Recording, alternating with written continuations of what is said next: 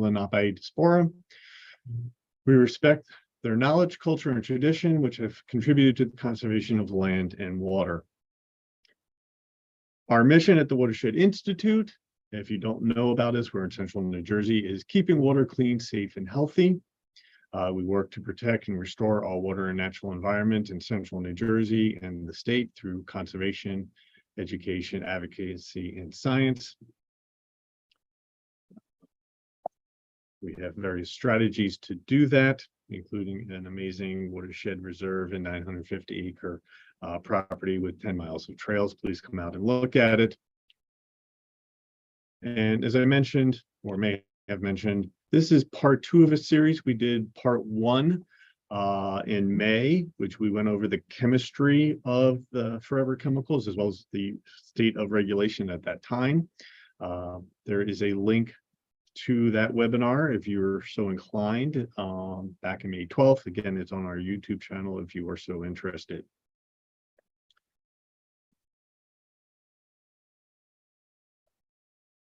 All right, here is just the brief agenda so everyone has the run of show.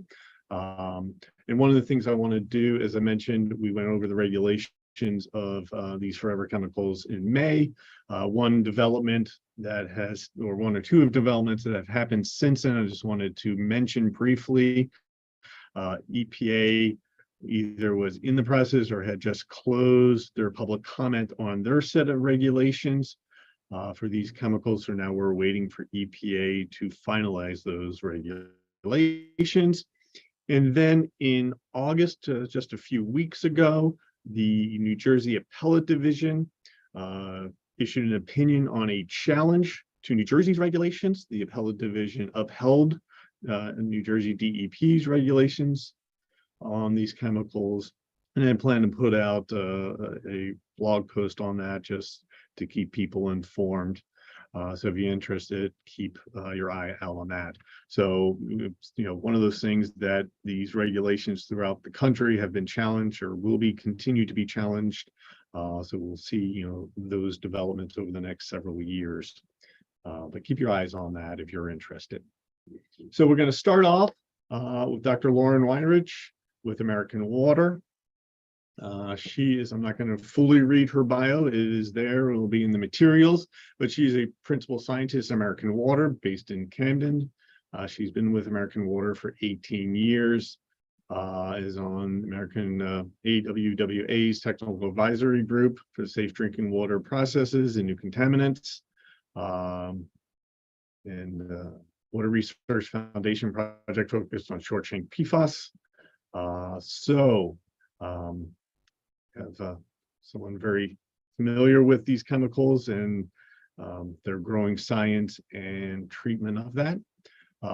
Phil Brilliant is a licensed site remediation professional with the state of New Jersey. He's the owner and principal at Brilliant, and I forgot the T, sorry, Phil, in Brilliant Environmental Services. He has over 30 years of experience in environmental consulting.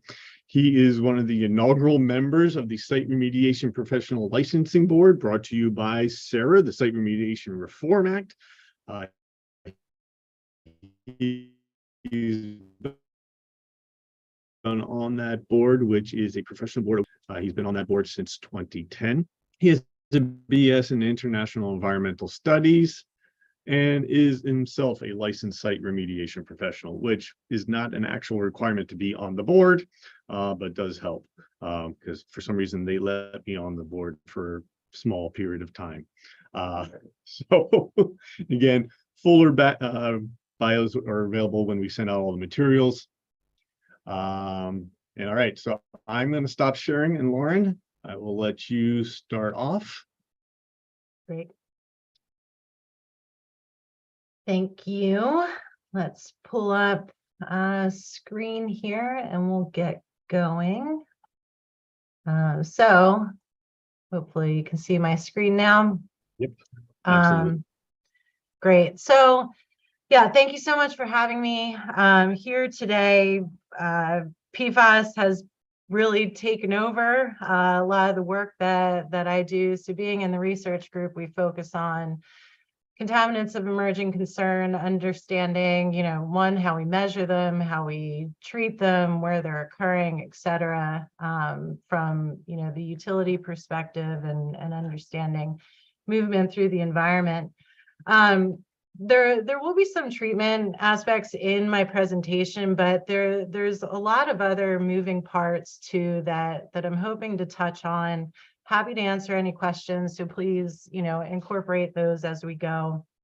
But I want to share a few different things from, the kind of regulatory state that we're in, as well as what we need to do in terms of, being a utility, working with our customers and our communities to share the information that we have. So, building our expertise in-house in our different departments, in our different groups, companies, et cetera, so that we can be sources of truth to our drinking water community. And that's a really important thing. So with that, I will just give a quick overview. Pretty sure everyone's familiar with PFAS at this point. So PFAS, when we refer to that as PFAS, that is the group of per and polyfluoroalkyl substances.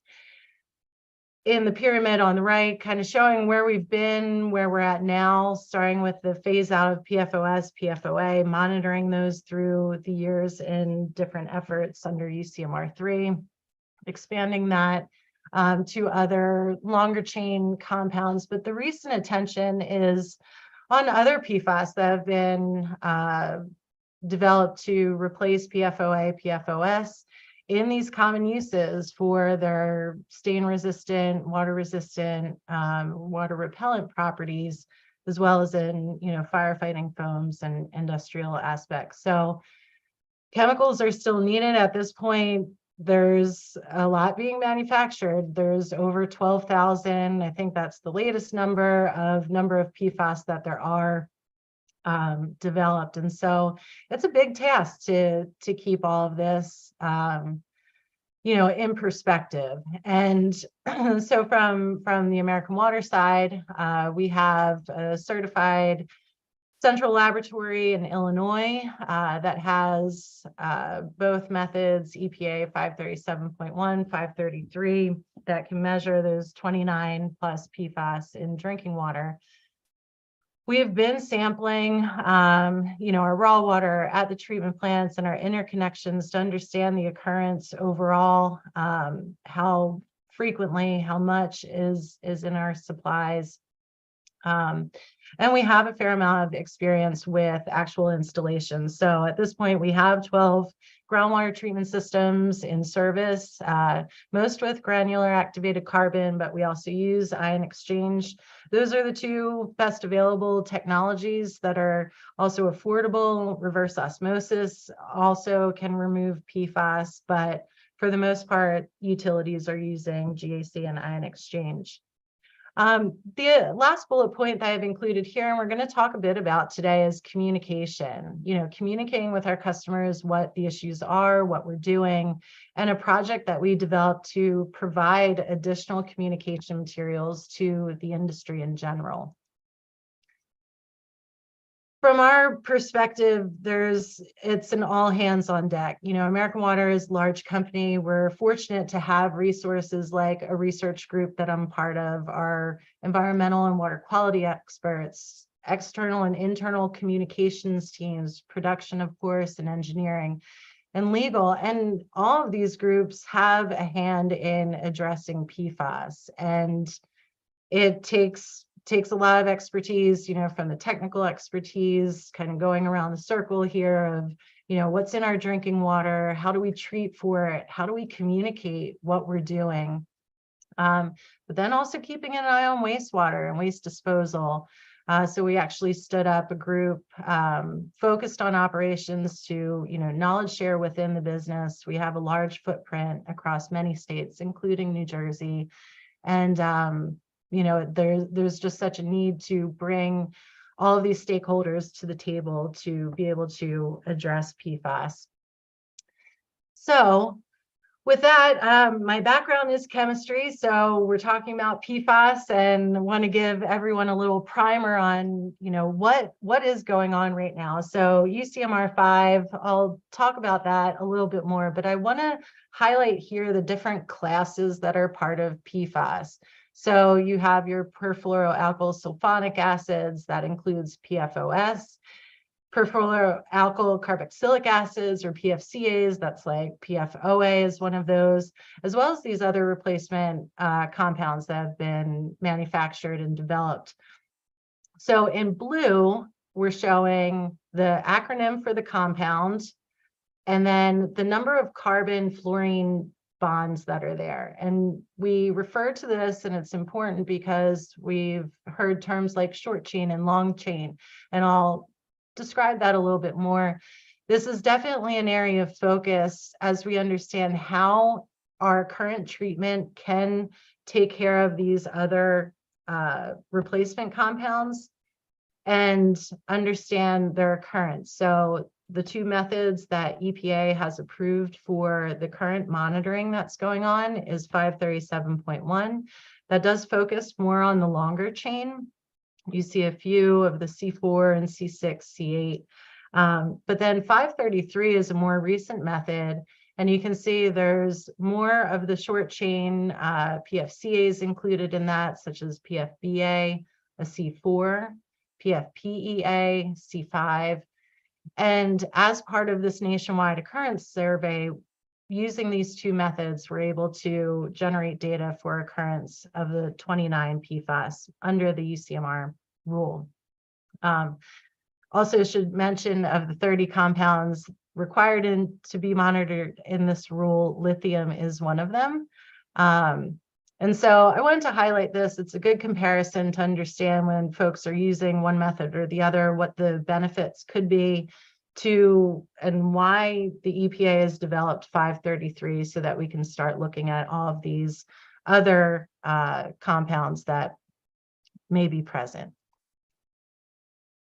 So I mentioned short chain and replacement PFAS. Typically, they're called short chain. We talk about the number of carbon fluorine bonds that are in that chain of the compound.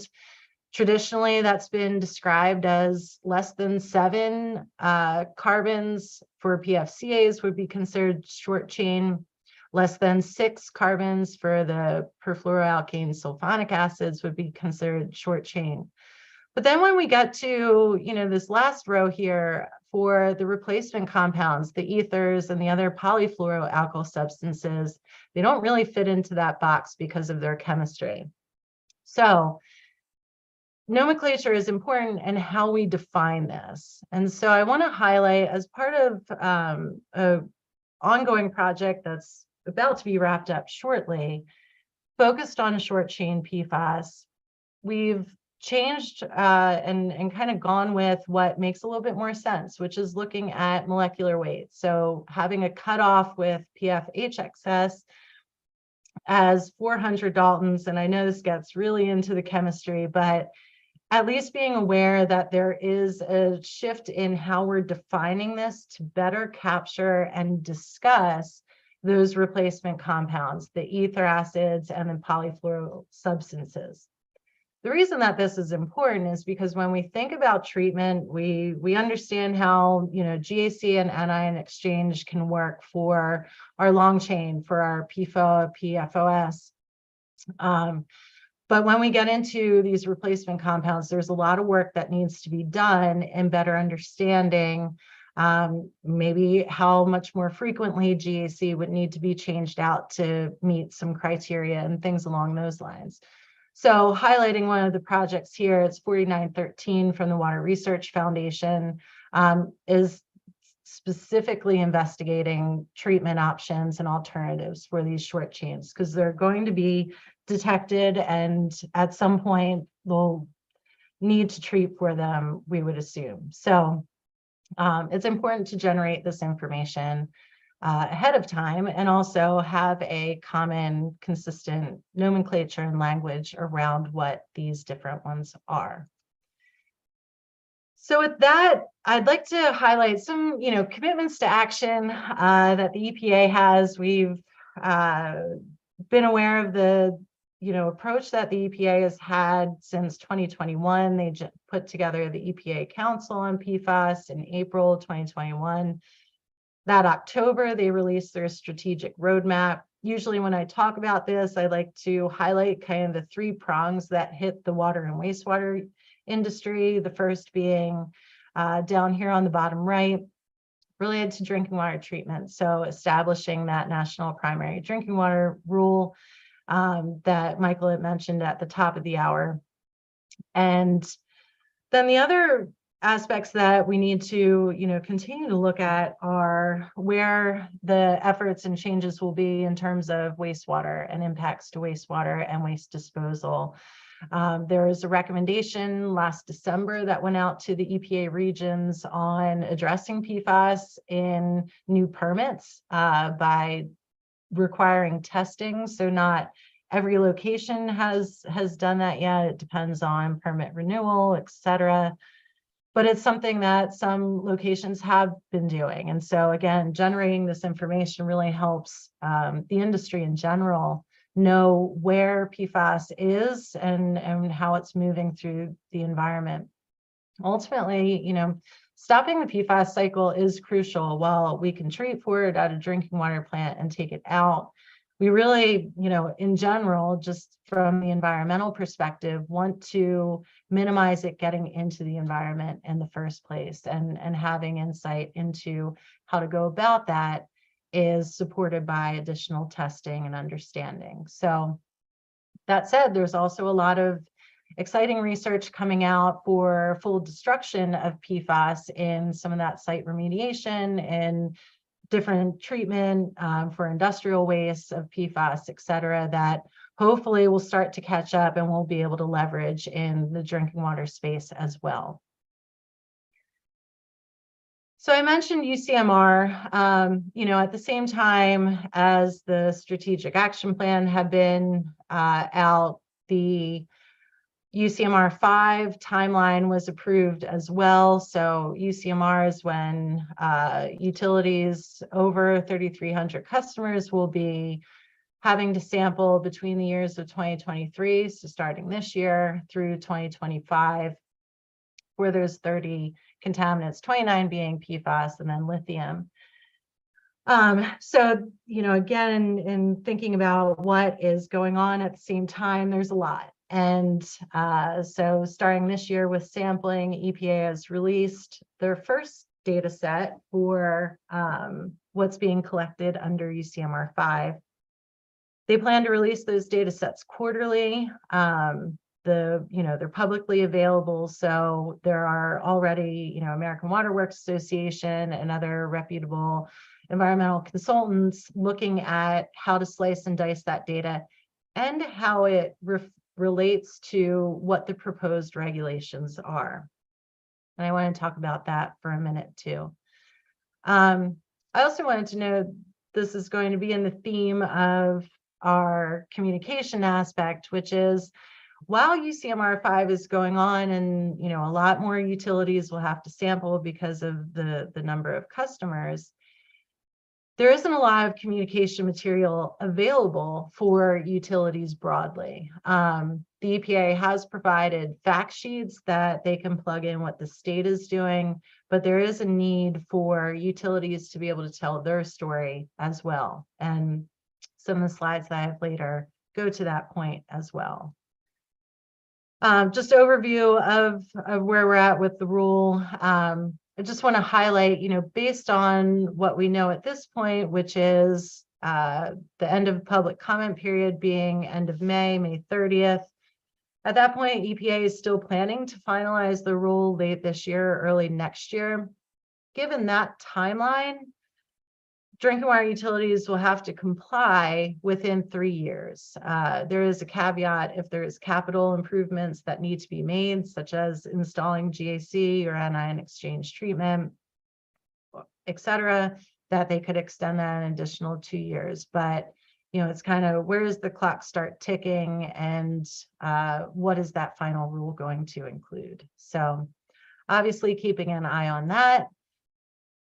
And what the proposed rule includes, I'll leave this here, it'll be in the slides that you can refer to, but there are 6 in the slide that I showed earlier, comparing the 2 methods. I highlighted these 6, and it's to be determined, what the actual levels are set to be. So keeping an eye on that as we go. And so I want to spend a few minutes talking about communications and the project that was put together. I'll share also the links for leveraging those materials. They're publicly available.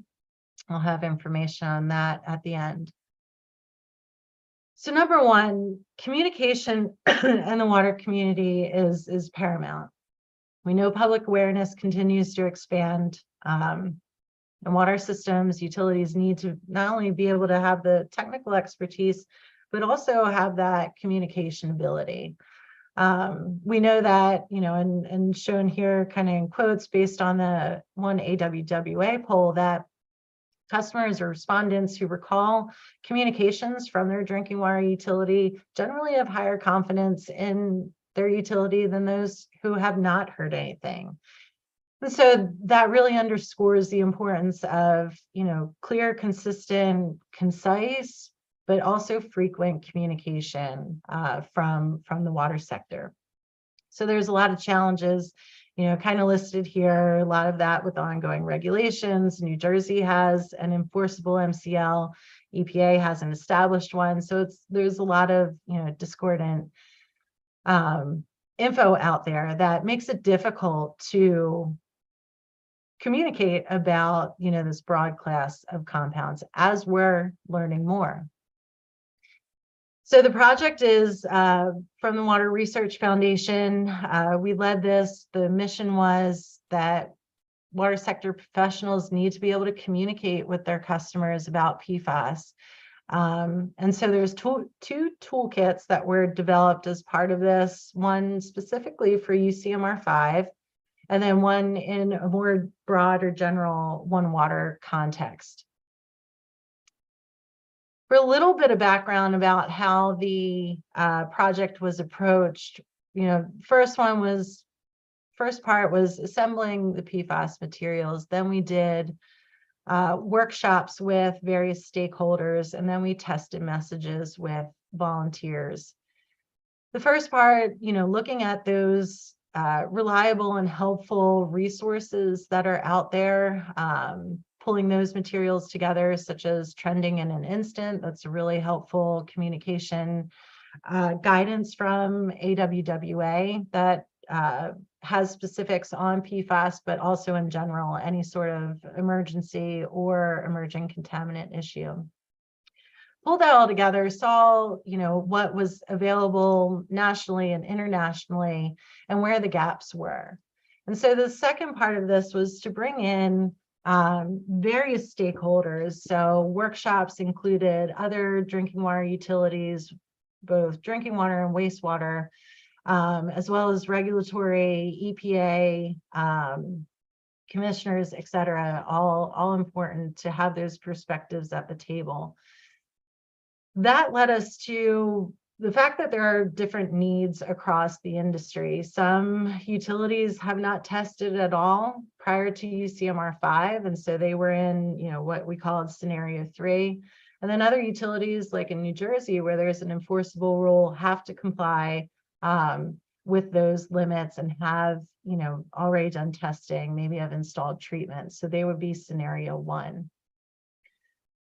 Ultimately, putting all of that together, understanding what the needs were, we developed some materials to put in front of customers and see what worked, what was helpful, and also what their topics of interest were. So I want to highlight a few aspects of that. We asked one question to customers that were surveyed in 11 different states, including New Jersey. Again, maybe a little bit more familiar for some customers, but one question was, how concerned are you about drinking water contamination?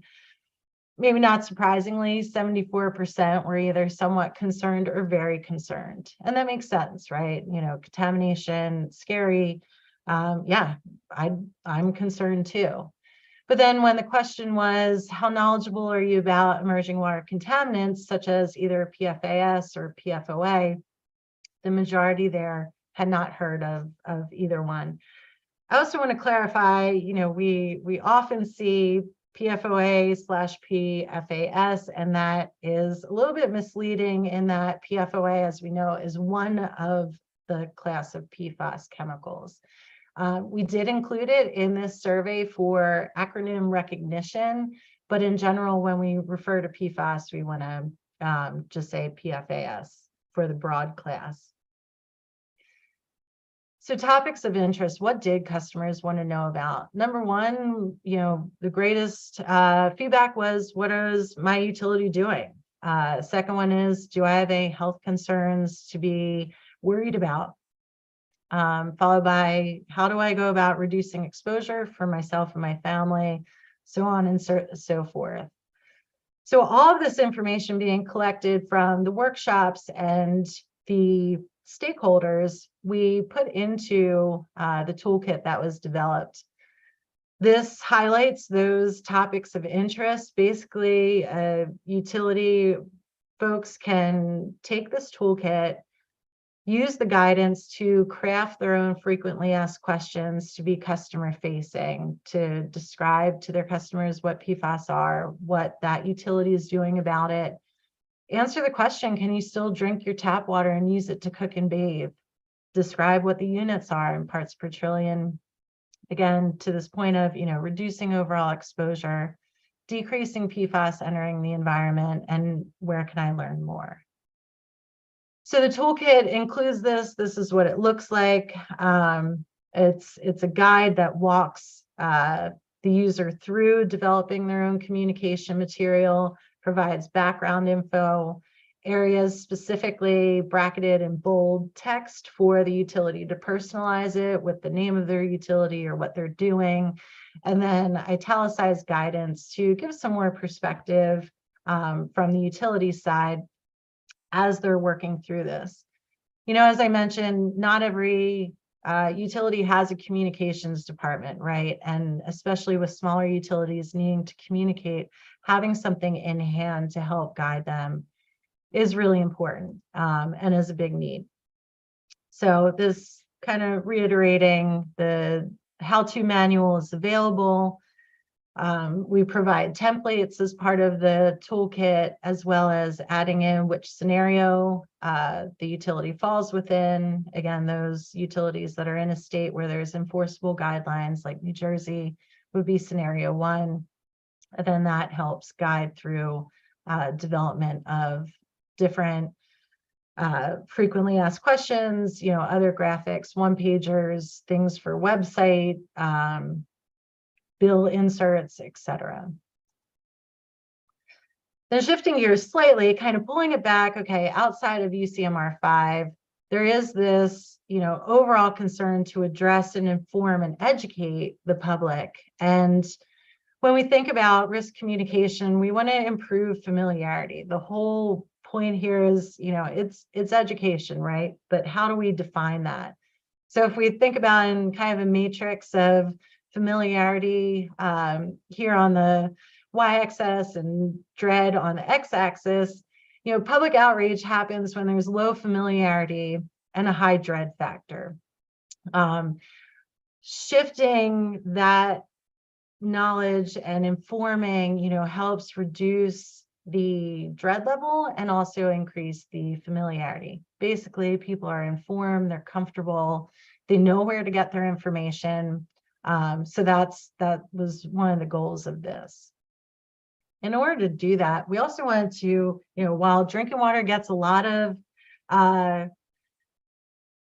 media attention, and rightly so, as it should, it's not the only source of exposure for PFAS. So understanding that in context of, the food we eat, air we breathe, the environment that we're in, industry contributions, there's materials out there to highlight that, shown on the left, and kind of the life cycle in the environment.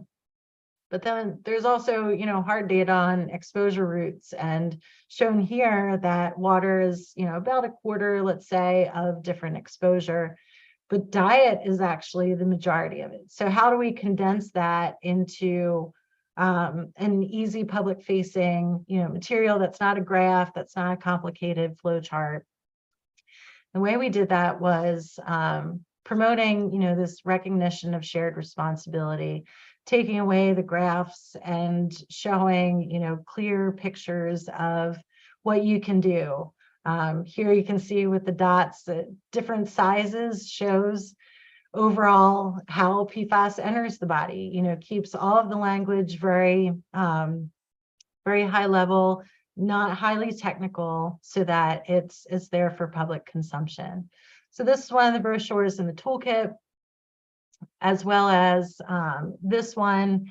It also points to, you know, reputable websites like pfascentral.org, where you can learn more about manufacturers that are taking steps to remove PFAS from their materials and products. And that's all important for, you know, what can we do to stop PFAS moving through the environment. It really is up to all of us. A little bit about what we've been doing at American Water, you know, so besides leading this project, we've also been updating websites to provide that information, including our testing in our consumer confidence reports, and even in states where we don't have a regulation, making sure that those that information is available and that we're talking to our customers about PFAS, because we have a good story to tell, and a lot of utilities do. You know, what we're doing, informing customers about that is really important. So last slide, I believe here, just, you know, how to get to these toolkits. You can go on the waterrf.org website. So although that is a subscriber foundation, these have been made available to the public through that Orange Public Plus option. Again, this is important to have it available to not just drinking water utilities that are subscribers to the foundation, but also to anyone that needs it. You know, the smaller utilities, our general public, our stakeholders, other business functions, like that. So it is available, and a lot of acknowledgements to the entire project team that helped put those together.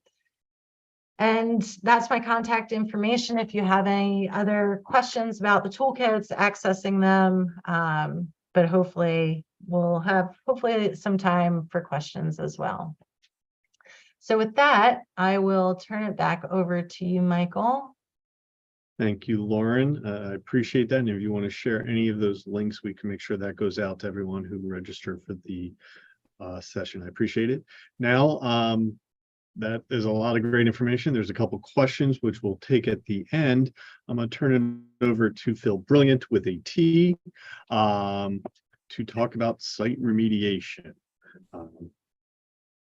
Thanks, Phil. Thanks, Mike. Hopefully everybody can see my slides. And yes. Lauren, thank you very much. That was great. And we're gonna change speeds. Hopefully the line will go there. So I am gonna talk about the site remediation perspective. And just to give you some background, and I put a little slide in here as to who I am. Mike kind of covered it already, but really what we're going to talk about and what I'm going to talk about right here is how, as an LSRP in the state of New Jersey, as an environmental consultant, we are looking for PFAS, when we're looking for it, how we're investigating it, and also how we are potentially cleaning it up in our environment. I want to make it very clear, I am not a health expert. I may talk a little bit about the where we find PFAS, what kind of products, and it may mention a little bit about the health concerns. I'm not a health expert. I'll leave that up to the health experts. I'm a site remediation expert. So though I may mention where we find it, how we find it, talking about the effects upon human impact, I'm not going to cover today, and that's not something that I would opine on. I'll leave that up to the experts, and I think Lauren may be able to answer that better than I. I saw one question come in. So, and not to be repetitive, and I know that Mike had done a presentation earlier. I thought it was important just to hit upon where we are, where we've been when it comes to PFAS, and not going to talk a lot about EPA, because in the beautiful state of New Jersey, we do things our own way. New Jersey, when it comes to environmental regulations and environmental protection, tends to be out in front of EPA as well as most states in the country. And when New Jersey came out with standards for soil and for groundwater, it was really before anybody else had acted. So, but I want to touch a little bit about EPA, because we're talking about something that's a forever chemical, and by saying that, we basically mean that as it's entered our environment, it will be there forever. And so how do we really handle that? What do we do? How do we think about that? And so just to touch upon a few things, one, it is widespread. We are seeing detections of PFAS in the air discharges, in water, and the sources from water, which I'll talk about, could be from the air itself, from soils, from sediments, from discharges. So it's really, in my 30 some odd years as a professional, it's something that I am seeing more widespread than I had ever seen any other compound detected. And I'll talk about that in a few seconds. But also, the other thing too is we're also seeing it in our daily life, which I think is something that we really hadn't talked about. I hadn't talked about a lot, because usually contaminants are coming from straight discharges. And in this situation, it's not always from straight discharges. It could be just from the lives that we lead. And EPA has looked at this. Scientists are studying it.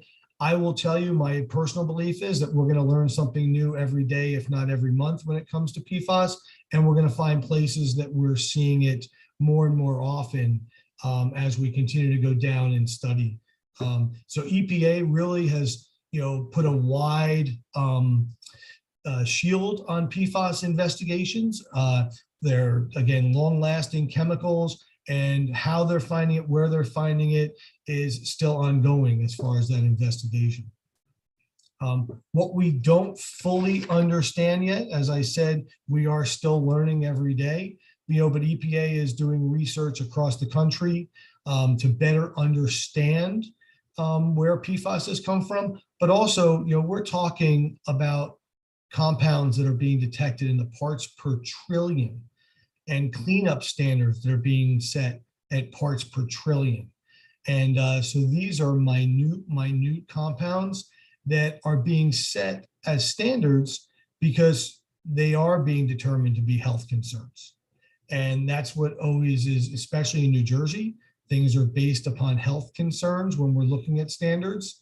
And, more and more, we're seeing these compounds, Gen X, and these new compounds dropping from DEP with standards. Now, when I say drop, I'm literally talking about drop. Department has come out with interim emergency standards, and we'll get an email on a Monday morning that a new compound and a new standard has been set, and it'll get promulgated at a later date. And that is where we, on the site remediation side, are now, always looking at what is currently being put out by DEP. And when it comes to EPA, they're, looking a lot at what New Jersey is doing, but they're also, again, doing their own studies and coming out with how to remove it from drinking water, how to better investigate it, and how it's affecting fish and wildlife. I know I said it once, and I'll say it 100 times. Everybody is adapting to the new world when it comes to PFAS, whether it's on the investigation side or it's coming out on the cleanup side, the remedial action side. And I'm going to talk a lot about, when I talk about remediation, I'm talking about site remediation of compounds of emerging contaminants, PFAS, PFOAs, that are being found in the environment. I think, Lauren touched a lot upon, drinking water, potable water supplies, public-private supplies. I'm not going to talk as much about that. That is more what is going into people's homes. I'm going to talk about what we're seeing in the environment today based upon site remediation investigations. Because of course, the ultimate goal would be if we eliminate it in products and materials in America, then we shouldn't see it enter the environment. And hopefully long-term, if we can clean the environment up, we won't see it in any of our point sources or non-point sources. So then I'm coming to DEP now. I'm kind of floating a little bit back and forth. I thought it was important to talk about this because, again, we are talking about minute compounds and molecules. And this is, what does DEP know? And I'll say it again, DEP has been out in the front of this. They have come up with new analytical capacities for labs. And unless it has changed, I still believe there are only 2 labs that are certified in New Jersey to do PFAS analysis on the site remediation side. So samples that I would send would go to these 2 labs. It is, again, a very low concentration for the cleanup standards. These labs have had to certify that they can meet those standards. The difficult part we have right now is the cost of the analysis as well as the turnaround time, because they're getting inundated with samples. I think turnaround time right now, and don't quote me or hold me to it, is about 4 to 6 weeks. And analysis are running anywhere between $500 to $1,000. And that's give or take based upon if you want to expedite that turnaround time a little more. I do not have a certified laboratory. I am not promoting any certified laboratories. So if you do need specific pricing and turnaround times, I would recommend going to a certified laboratory to get that. I find it interesting, and I kind of highlighted it. If you can see it, it says to comply with the technical requirements for site remediation, and that I always consider as the Bible that we follow as environmental consultants, LSRPs, which tells us what we have to do to investigate a site.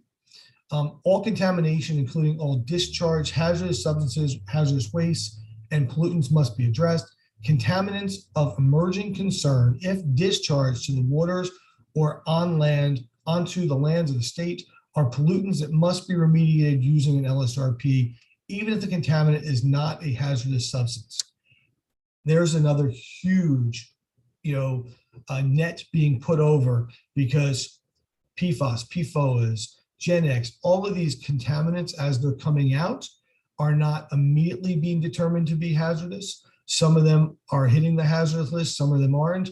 But basically what it's saying is if a pollutant, which is basically any compound that is not supposed to be where you find it, is detected, it must be remediated in the state of New Jersey.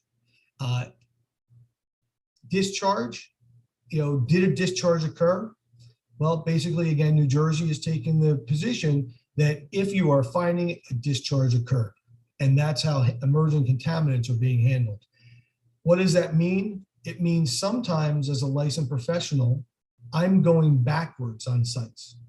I may have a site where we've already done an investigation and we are ongoing, and I'm going to talk a little bit about how we go about making this decision, but I may have to stop and say, is it possible that a new emerging contaminant that has come out may have been discharged on this site, may be detected on this site, and I have to evaluate if I want to go now out to resample.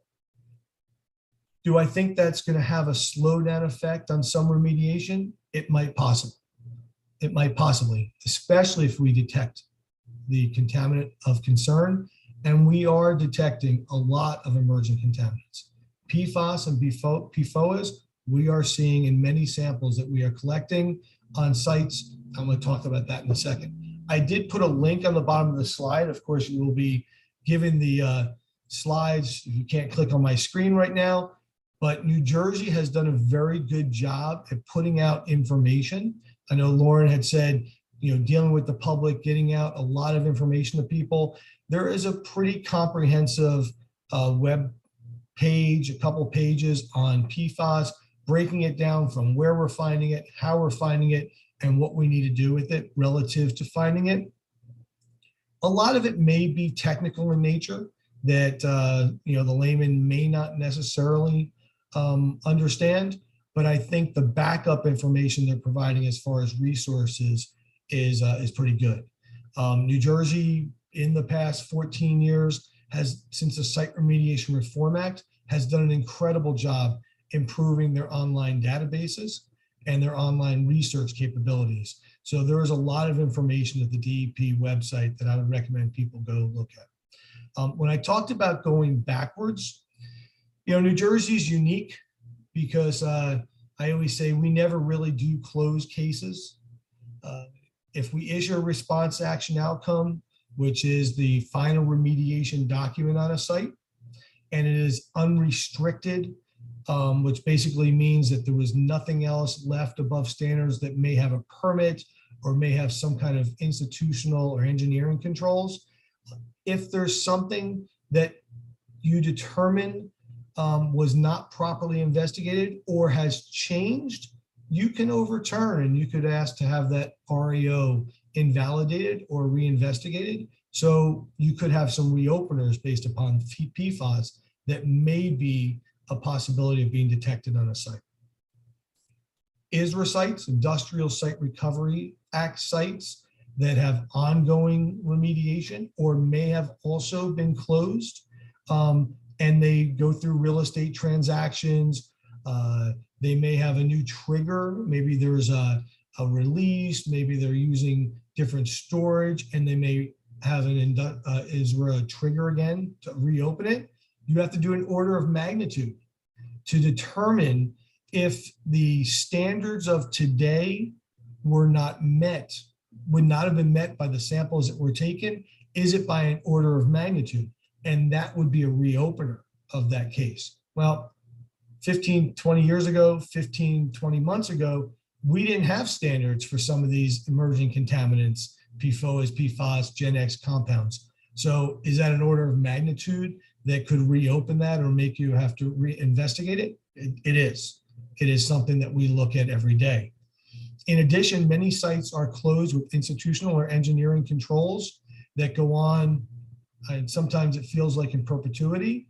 I always make a joke that a New Jersey permit for the monitoring of groundwater or watching a cap that was part of the remedial process is the LSRP's annuity. And I know that's not a good thing to say, but as an LSRP, we watch these sites, we sample them frequently, we write reports to the DEP, which are biennial certifications. Every time we do that, we have to consider what has changed in the regulations, what has changed in the standards, and ultimately, is the remedy that was done whenever the response action outcome or no further action was placed on the site still protective today based upon today's standards? We are looking at PFAS, PFOAs, and all of these emerging contaminants every time we do a biennial certification. So I touched upon this a little bit. When do we look for PFAS? So if I'm going out to a site and I'm doing due diligence because somebody is looking to purchase that property in New Jersey, I'm doing a preliminary assessment, which is the first part of remediation in New Jersey under the tech regs.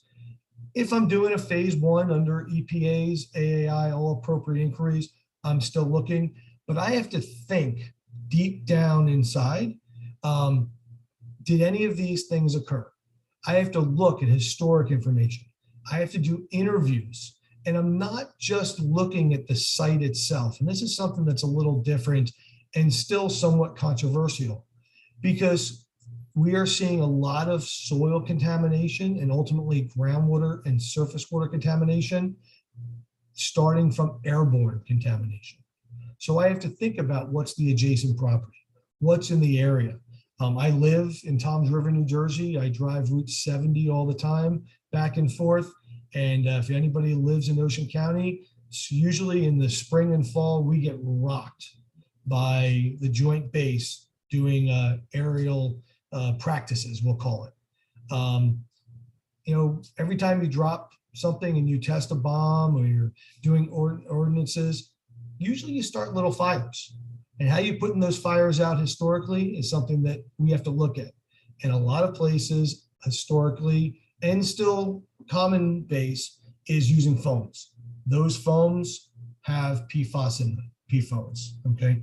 Fire suppression systems at service stations, fire suppression systems at terminals, historically always used foam-based systems.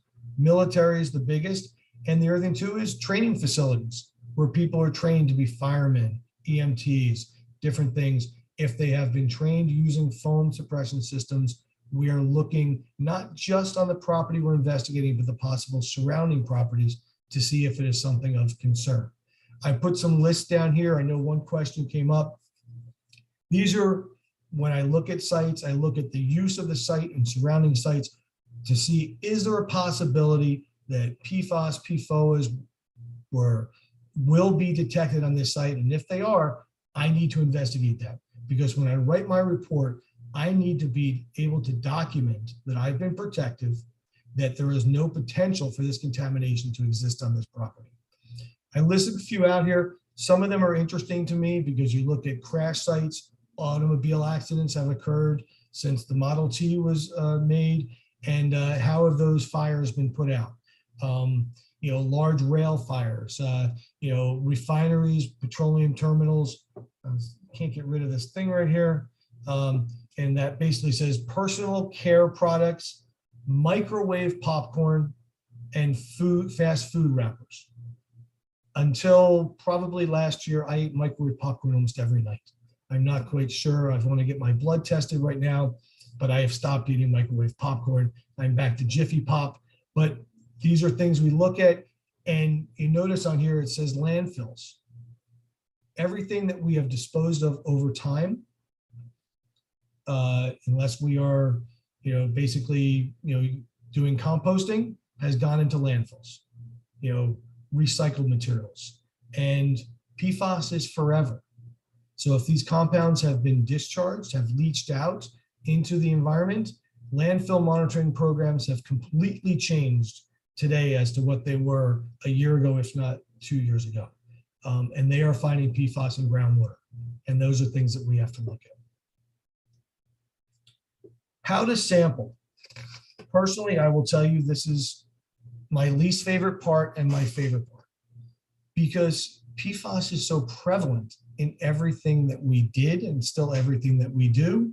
And the cleanup standards are parts per trillion, extremely low standards in drinking water, in groundwater, and in soil.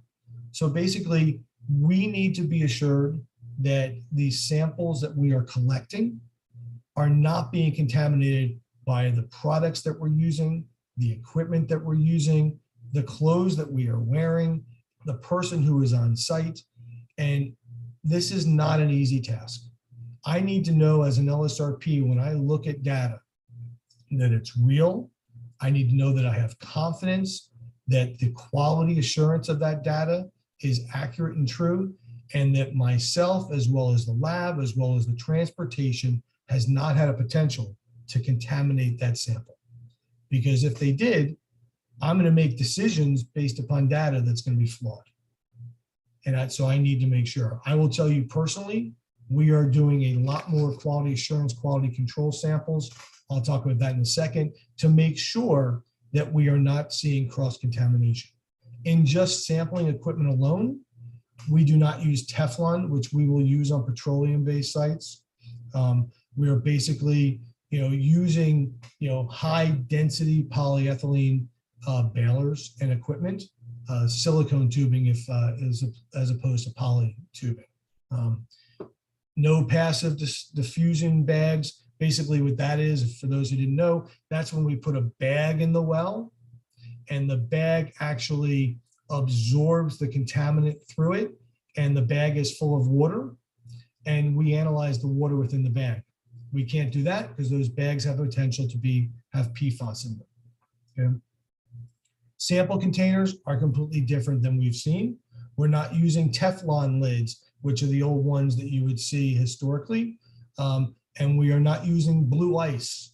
We're using fresh ice. And I'm doing actually a field blank on my ice to make sure there's no potential that is contaminated by PFAS compounds.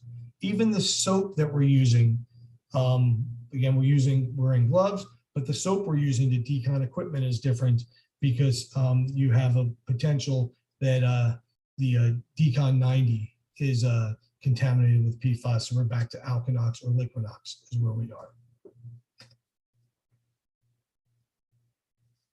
I talked a little about the challenges based upon just the equipment, but we are writing site-specific sampling plans, not necessarily just for the contaminant, but for the sites themselves.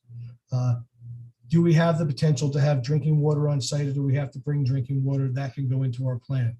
Where we're getting our water from, usually, sometimes we didn't always use lab grade water, depending upon the contaminants. We are only using lab grade water that's coming in. Our sampling plans are directing our samplers. You will not have food on site. You're not having drinks on site. This is a new world that we're looking at. No aluminum foil prepackaged. I already said fast food wrappers. I always make the joke that the only way to safely sample a site and guarantee that you are not cross-contaminating is if you send out naked samplers. I'm not basically no sunscreen, no moisturizers, no cosmetics, hand creams, insect repellents. All of those things have the potential to have PFAS, emerging contaminants, and they have the potential to have an emerging contaminant that we have not yet seen a standard and been regulated for, because that's how prevalent it was and still is in our society today. Okay.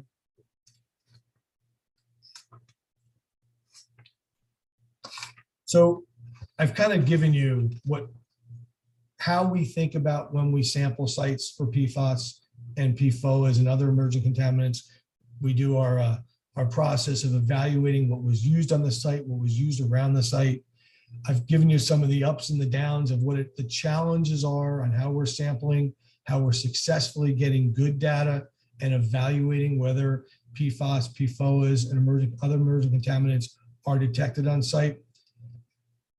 What do we do when we find it? After we have delineated how big the areas are, and I will tell you that we are seeing soil impact areas bigger than sites themselves, because, in a lot of situations, we're seeing that they were airborne discharges. Now we got to figure out what to do with it. When it comes to soil remediation, right now, we're seeing excavation and incineration. Okay, it appears to be the best way to be able to dispose of the material, to get it right off of a site, and to be able to safely transport it and dispose of it. A lot of places are not taking it. Most of our transport has been out of state so far, though I do know there are some facilities that are looking at it. But a lot of sites that we excavated historically, we would do as landfill cover. We would take and they would do minor treatment and use it on sites that we're going to have engineering control. We're not seeing that on this. A question that just came in, and I know we're not asking questions, Mike, but I didn't answer the question. We are using nitrate gloves. We are still able to use that, though a lot of times I will tell you that we are now going out and using more of a non-rubber based glove. There's a couple products out there. I don't remember exactly the material that we're using, but we are seeing different types of gloves other than nitrate gloves that we are testing. We do, and the answer to the question came in, we do field samples off of our gloves also to make sure that we're not seeing cross-contamination. Some of the things that are up here, and you'll see that the table has 2 stages. So stage of development of treatment, so experimental side. And I wish I could figure out how to get rid of this. I think if I do this, maybe that'll get rid of it.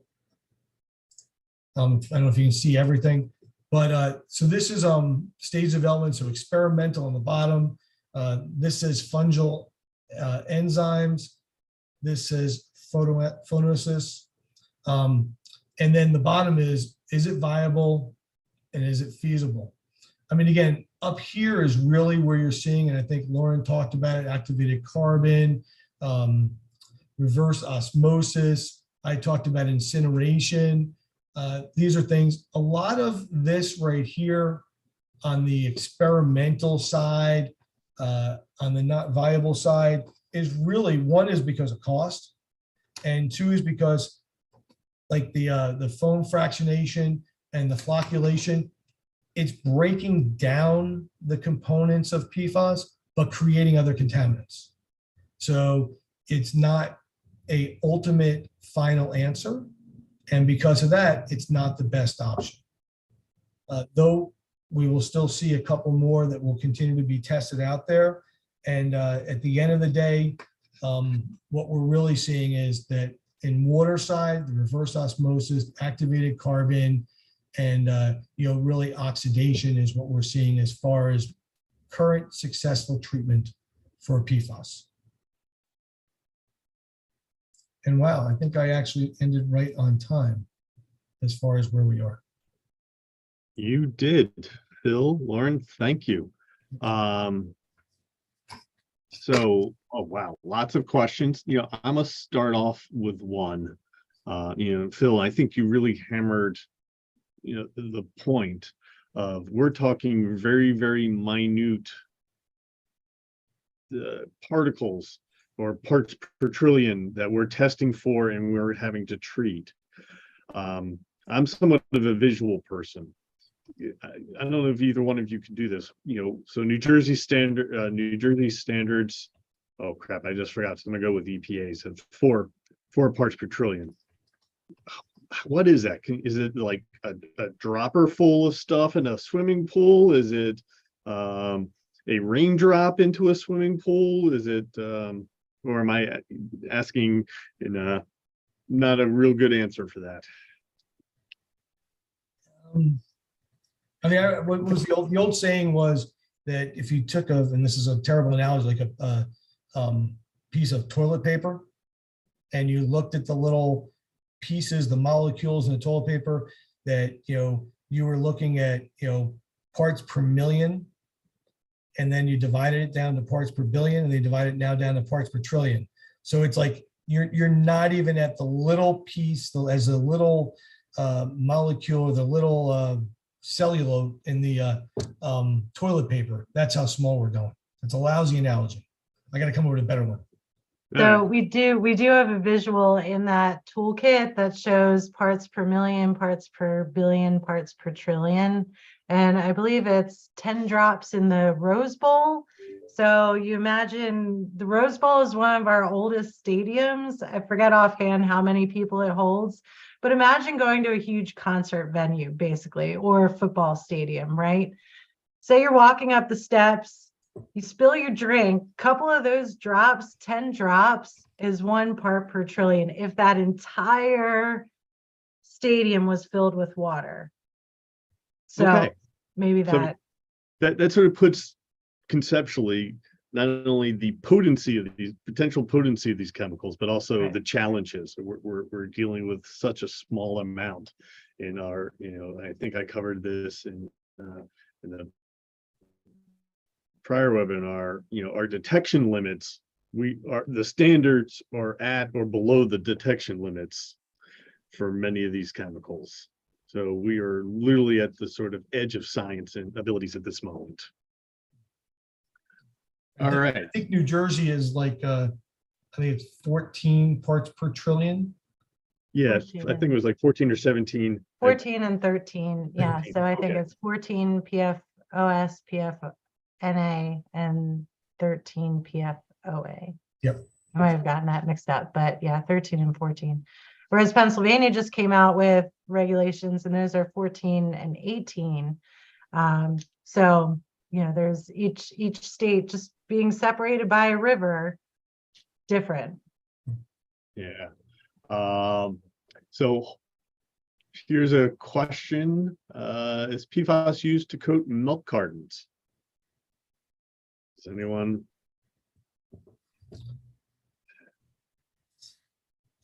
All right. Good question.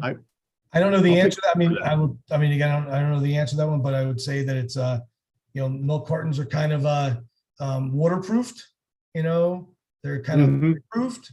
So I would suspect, if not now in the history of it, I would probably say yes. I'll take a look and see if we can find an answer. The PFAS molecules commute into water systems, not just through pollution, but it's coming through the rain, it's coming through air. Is that an accurate statement? I mean, we're finding it literally everywhere. Yep. Yep. So not only do we have to figure out how to treat the rain, but we have to scrub the air. And I think one of you mentioned, really, in reality, is we just got to stop using these chemicals, so we stop putting them into the environment, which we then have to take out. Yeah, so just side note, it is, so there's a ton, literally tons of PFAS that through industry are making it into the air every year from manufacturing. So that air can be a source of exposure. And, you know, you think about the water cycle, right? Rain falls, it kind of picks up those molecules on its way down.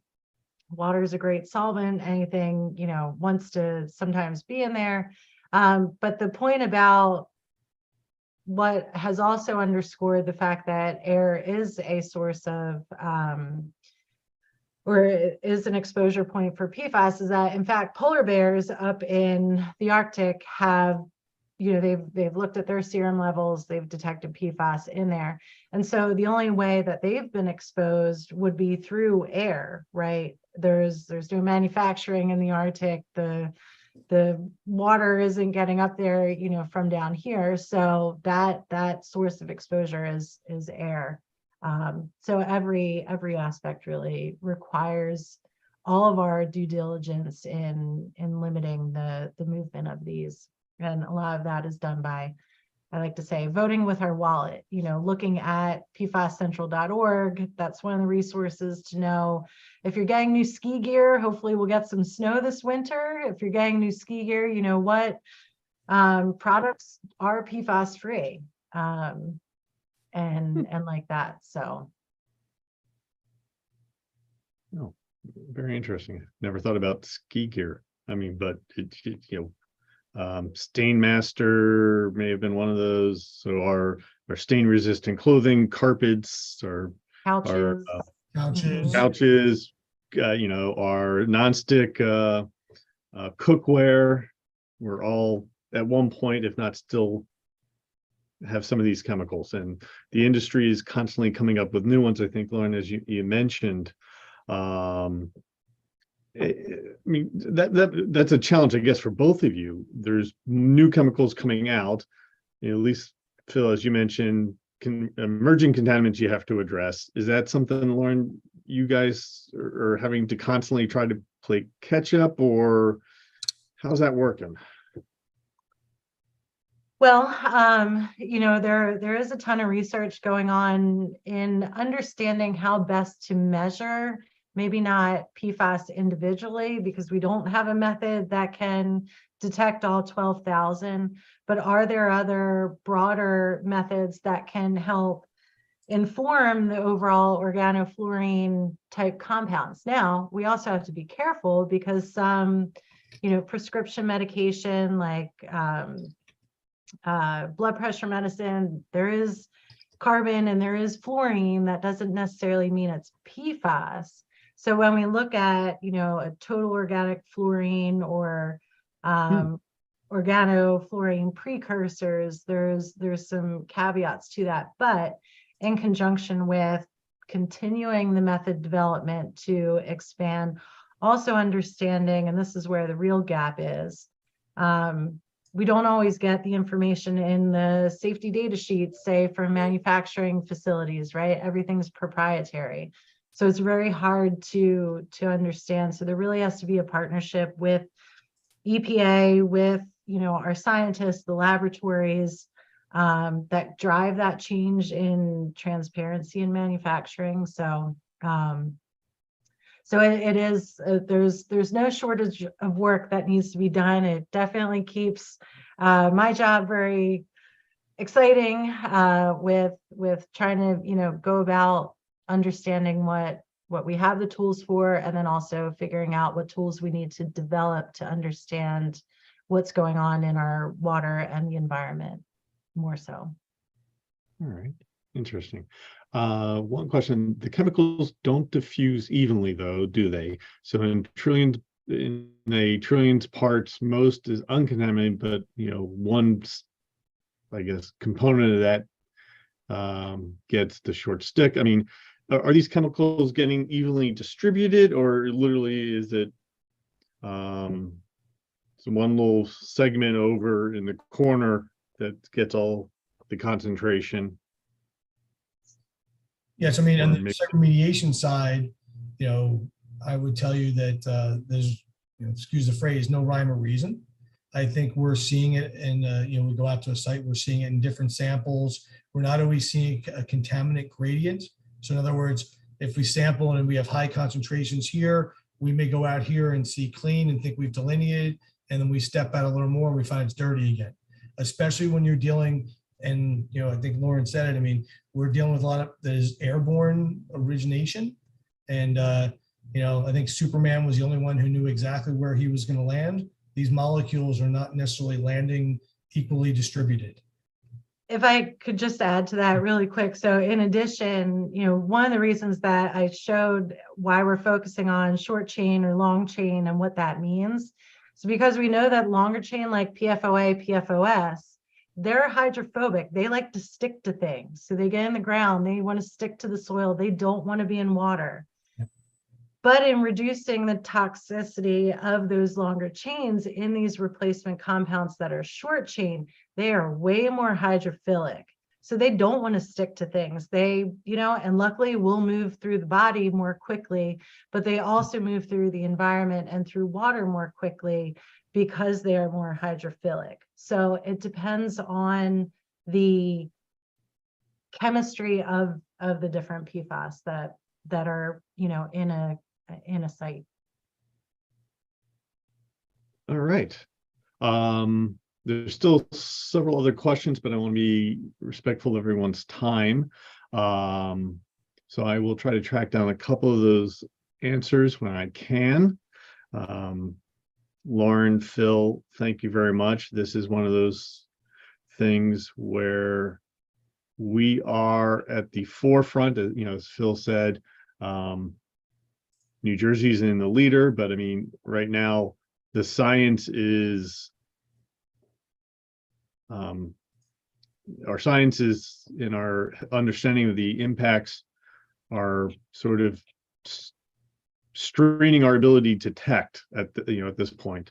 I don't know if it was mentioned, but the detection limit, the standards the EPA put out was because that's sort of at the threshold of detection. We can't really detect much lower than that.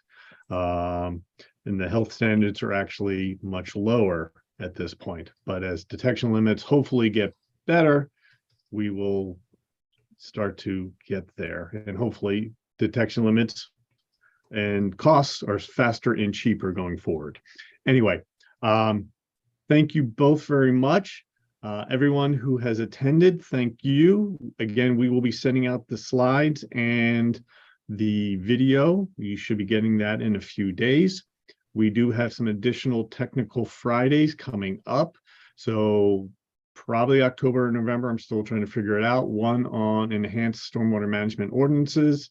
DEP released new regulations that municipalities have to update their stormwater ordinance, and we are revising a 2020 enhanced model ordinance to incorporate that and some other lessons learned.